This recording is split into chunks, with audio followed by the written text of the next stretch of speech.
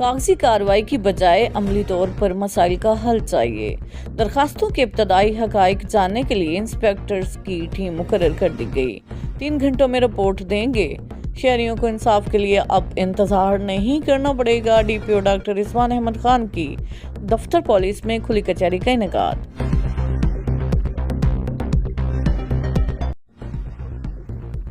غوثیہ college Muzaffar گڑھ میں طلباء کے سالانہ رزلٹ کے موقع پر حضرت صاحبزادہ خواجہ پیر محمد شعیب سعید ماروی صاحب کی زیر صدارت عظیم الشان فروغ علم کانفرنس منعقد ہوئی، جس میں علامہ صاحبزادہ ڈاکٹر پیر ابو الحسن محمد شاہ صاحب، مفتی شوکت علی سیالوی، علامہ ڈاکٹر نعیم الدین الظاہری اور بانی ادارہ ڈاکٹر محمد طارق بابا نے خطاب کیا۔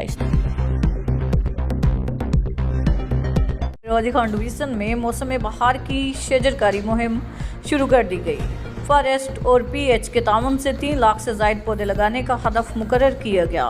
کمشنر اشفاق احمد چودھری نے ڈپٹی کمشنر محمد عثمان خالد، حفیظران، اساتذہ اور بچوں کے ہمراہ پودے لگا کر مہم کا باقاعدہ آغاز کر دیا۔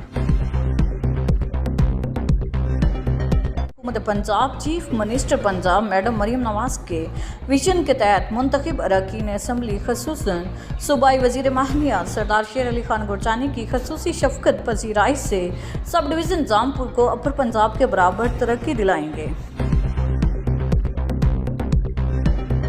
سول سروس اکیڈمی کے 52 کامن ٹریننگ پروگرام کے زیر تربیت پاکستان، آزاد کشمیر اور گلگت بلتستان سے تعلق رکھنے والے 62 افسران نے ڈیروازی خان کا دورہ کیا۔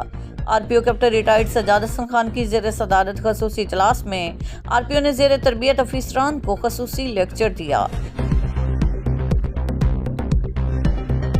آر پی او ڈیروازی خان کیپٹن ریٹائرڈ سجاد حسن خان کا عوامی مسائل کے حل کے لیے روزانہ کی بنیاد پر کھلی کچہری کے انعقاد کا سلسلہ جاری ہے۔